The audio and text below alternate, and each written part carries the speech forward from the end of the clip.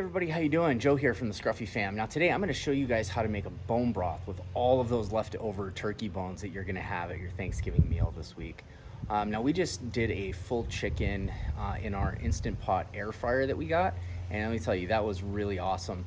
But what I'm going to do is I'm going to use those bones to make a bone broth, so I'll do a chicken one, but everything is the exact same to do a turkey one, and I'll show you guys what the difference is between using the old-fashioned stock pot and using the Instant Pot. But before I do that, I've got some signs I've got to make for my Scruffy Signs Etsy shop that I got. The holiday seasons are here, and I've got quite a few signs I got to make. So before we get into the kitchen and doing that, I'm going to get these signs cut and stained and ready to go. So stick with me, and we'll get going.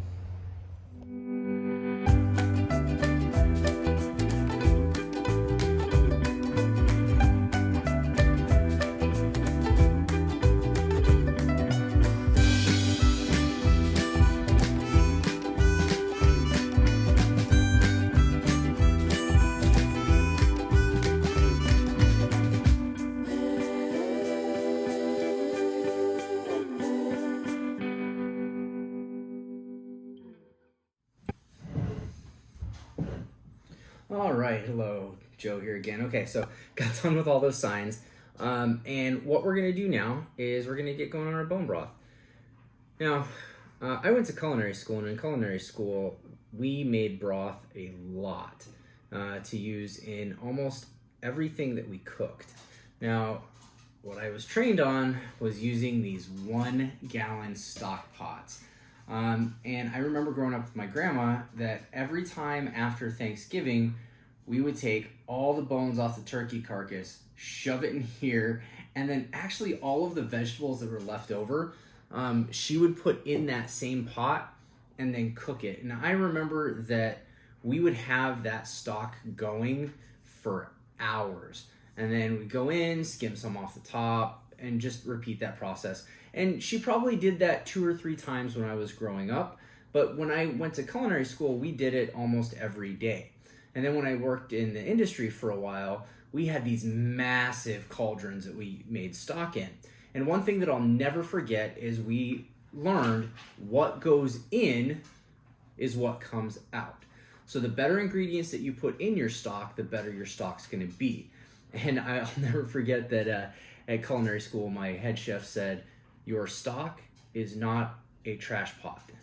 So you don't put the worst vegetables and the worst bones in there. You actually want to have good quality ingredients. So today what we're doing is we are going to use organic ingredients. Now, we have already gone through most of our vegetables that we grew in our garden. We have a little bit smaller garden on our urban homestead. And then we have an organic chicken that we did a whole roast on in our Instant Pot air fryer, which was really cool. And so today what I want to do is walk you guys through the process of actually using your Instant Pot to make bone broth. When doing it in the Instant Pot, it's really a fire and forget, right? You put all the ingredients in, you push a couple buttons, and you let it go. When it's done, it's going to release its pressure, and then all you have to do is strain it, can it, and put it in your fridge, and you'll have it for use. One of the things that I really like to do with the stock is add a couple things to really enhance the flavor. Now, there's a pretty standard recipe that you have for stock, and that is carrots, celery, and onion. These 3 things are always and forever going into a stock. They're called your mirepoix. What we also have is parsley, some apple cider vinegar, actually some pine tree needles, and then we have some black peppercorns. Now you can also put other things in the stock like thyme, rosemary, garlic. You can add several different components to really, really enhance the flavors. But today we're just gonna make a really basic stock. What I'm gonna end up using this bone broth for is actually Thanksgiving this week. I'm gonna use some of this to make gravy, and also this is gonna be used to soak our stuffing. So this will be a really, really good thing for that. So let's get into it. The really cool thing is you don't need very good knife skills for making stock. What we have here is all of our chicken bones and the carcass that was left over from that whole rotisserie chicken. So what I'm gonna do is I'm gonna take this, I'm gonna put it into the pot. Okay, now it's got the skin, there's still a little bit of meat left on there, and that's okay. You actually want that because as this broth starts to go and pressurize, it's gonna release all of those natural fats and just that goodness that you're gonna want in your stock. I'm just gonna do a rough chop on all of this. Like I said, you don't need to have super duper knife skills when you're doing a stock because you're gonna be draining all of this, and the only thing you're gonna have when you're done is the liquid. So we got the parsley going in, we got our celery, and I'm just doing inch and a half cuts on these. If you were gonna put garlic in this, you would wanna crush the garlic first before you put it in. I'm gonna cut the ends off these carrots. All right, and again, just a rough chop here. Carrots going in.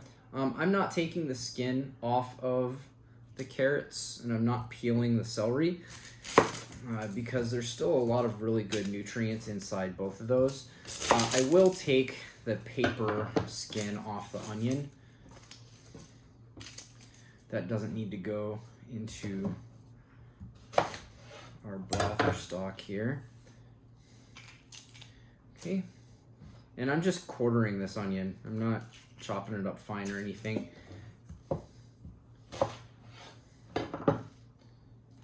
And just a pro tip here, if you have the problem with crying with the onions, sharpen your knife. The sharper your knife, the easier it goes through, the less chance for it to spray those enzymes that get all up in everything. Okay, now there is a trick to be able to collect all of your herbs inside your pot so that you're not having to fish those out later. Because we're draining everything and we're straining it, I'm not concerned about that at this point. What I am gonna do is I'm gonna do a double strainer, and I'll show you guys what that looks like. It sounds complicated, but it's super easy, and it's a really good hack to make sure you get all those little itty bits out of stuff. All right, so my peppercorns are going in. There's our apple cider vinegar. Now the apple cider vinegar is just gonna help the bones break down a little bit and release some stuff inside of them. All right, a couple palm needles.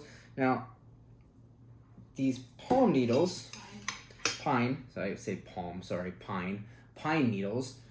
These pine needles came off of our Christmas tree actually, and our Christmas tree was not sprayed. It was a natural tree, and these have a lot of vitamin C in them and are really, really great for just whole body health. So we're gonna put some of the needles in there. And if you look at this, we've got a pretty good base going so far. The last thing we need to do is we need to cover this with water. Now, because we're using an Instant Pot, there is a fill line, okay? And so we don't want to go above that fill line. And there, it's listed on the inside of your Instant Pot. Okay, so I'm using filtered water, because again, the better the ingredients going in, the better the stock coming out.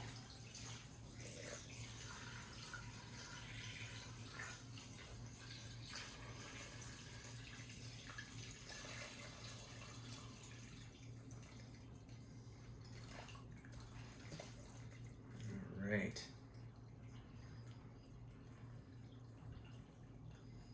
So you want to make sure everything is covered. All the ingredients are covered. Okay, so I'm going to get this in the Instant Pot and I'll show you how we get that set up. Okay, there is everything nice and ready inside the pot. So let's come to the front of the Instant Pot here. Okay, so we have an Instant Pot Duo Plus.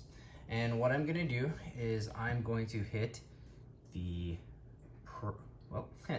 first I'm gonna close the lid. Okay, and we wanna make sure that you turn the pressure so it's sealing. Okay, so once you close the lid, you want to make sure that you have the seal on. Okay, I'm going to push the pressure cook. Okay, so it's on normal, high, and for the time, we are going to do 2.5 hours. Now you can go 2 to 3 hours on this recipe. I'm gonna go 2.5 hours, and then we're gonna let it vent naturally and sit for another 30 minutes after that, okay? So, there we go. All set, and away it goes. And we will be back when it's ready. Okay, so this is already run for the 2.5 hours. We've let it sit for 30 minutes, 31 minutes. I've got 4 kids, so sometimes it goes a little bit long. So now all we're gonna do is we are going to turn this off and then release the pressure valve on top for any leftover.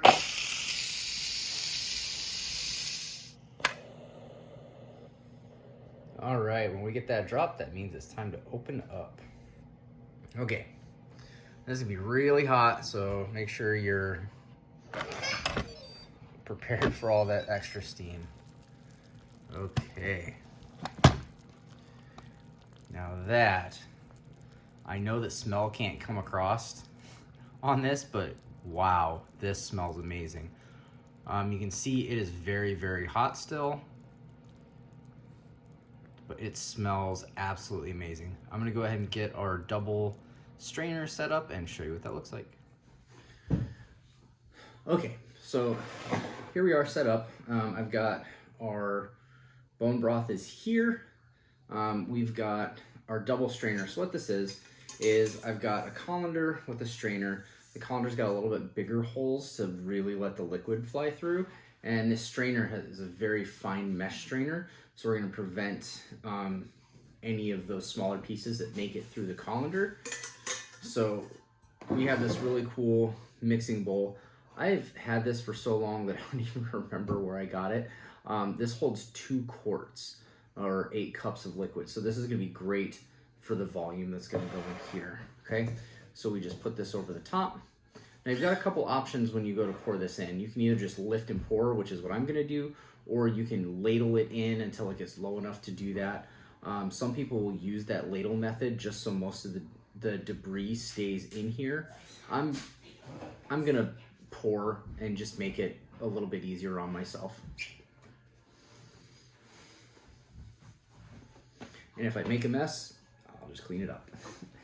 Okay, so if you notice, I'm wearing oven mitts because this thing is very, very hot still. Okay, so we come across and we're gonna dump. A little bit of a spill, not a big deal.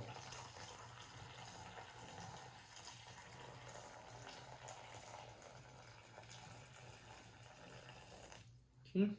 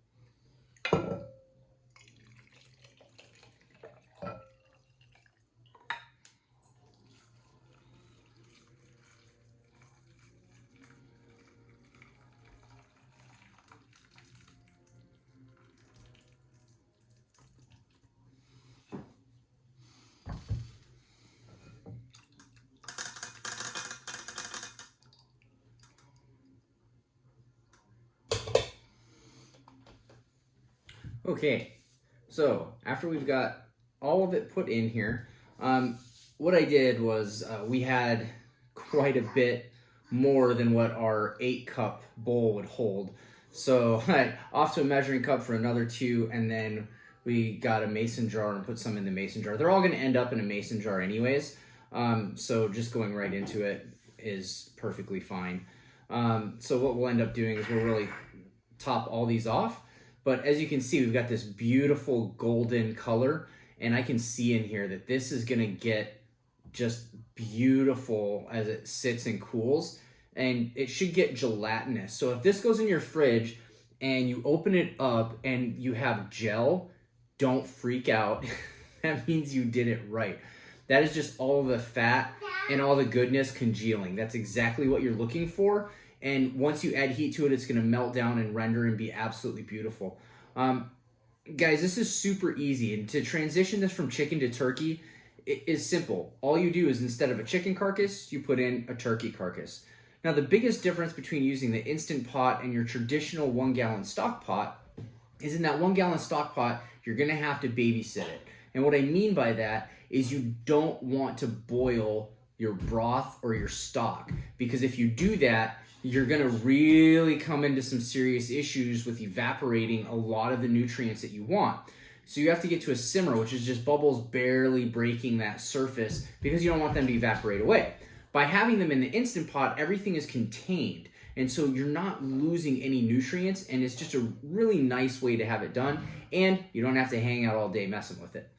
Guys, I really hope you enjoyed this. It's a pretty simple recipe. You take 2 or 3 carrots, depending on their size, about the equal number of celery, 1 onion, and then from there you can add, I would recommend 3 to 5 peppercorns. You can add a bunch of parsley. It's really depending on your flavor for that. All of those things with your either chicken or turkey carcass, enough water just to cover the top. On your Instant Pot, set it to pressure high, 2.5 hours, then let it sit for 30 minutes, vent it, and then strain it, and you've got this beautiful bone broth and stock to use for several other recipes. Like I said, for us, what's gonna happen is a lot of this is gonna be used for our stuffing and our gravies, and even for some of our mashed potatoes and basting of the turkey itself. So I'm really excited to have this in time for this week. The nutritive properties of this is just beyond what I can tell you. I'm sure that in Tasha's blogs and our Earth Grown Botanicals blog posts, we'll talk more about all the benefits of making your own stock and broth. Hope this kind of took away the mystique of making this and show you really how easy this is. Guys, I hope you're enjoying the content that we have. If you have any questions or comments, please feel free to put them below. You can message us. We're really easy to get a hold of. It's thescruffyfam@gmail.com, or you can follow along with us on our daily lives on Instagram at thescruffyfam and at thescruffymama. We hope you guys are enjoying. Thank you so much, and God bless. Bye-bye.